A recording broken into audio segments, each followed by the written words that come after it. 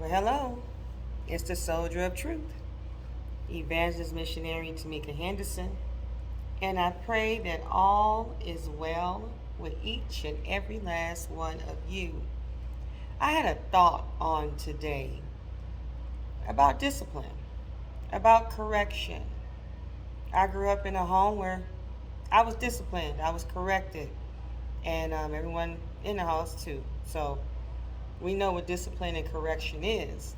But do we know that God, or are we aware, let me say that God corrects us as well? For time's sake, I'm just going to paraphrase, but I'm coming out of Hebrews chapter 12, verses 5 through 7. I'm going to jump down to verse 9. But pretty much Hebrews chapter 12, verses 5 through 7 tells us not to regret or despise the Lord's correction, because whom the Lord corrects, he loves. And when God corrects us, it's to discipline us in the things of him. It may be your attitude. It may be the way you talk to people. It may be that you're slacking in areas that you can be better in. We don't know a lot of times what we're going to be corrected in.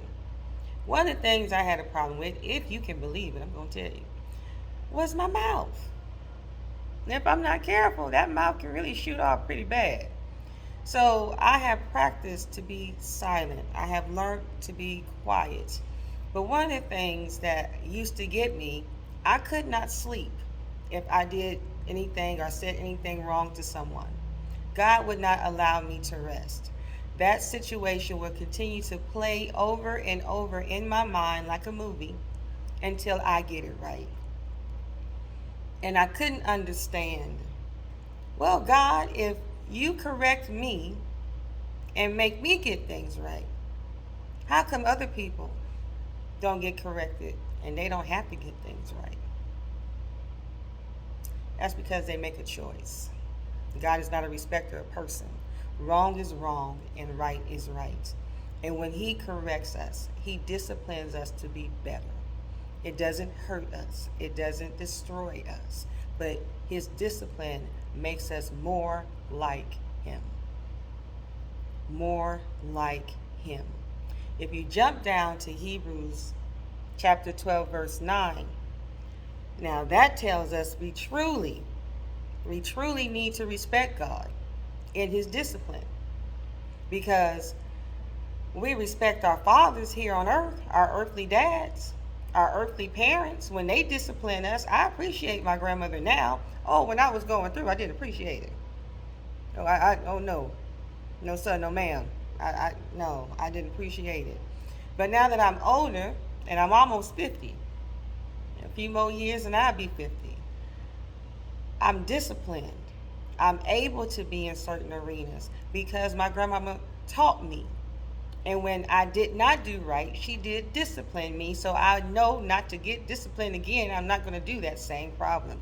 And that's the same thing God does with us. When we sin, when we act out of character, when we fall out of his will, he corrects us. All of us may have a different way of being corrected. Mine is not getting rest. Somebody else might be not getting pleasure out of the things that they usually do get pleasure out of. God is sovereign. He can discipline us any way he pleases. Remember, he threw Jonah in a whale or a big fish. We say whale. It doesn't say whale in the Bible, but in a big fish for 3 days because he was disobedient. You can go throughout the Bible from Genesis to Revelation. When we are out of order, he places us back in order. God gets our attention. He corrects us. He disciplines us. And when he does that, he makes us more like him if we receive it like we should and do the correction as he requires. So, soldier of truth and soldier of truth to be, don't despise or reject God's correction. It's making you more like him.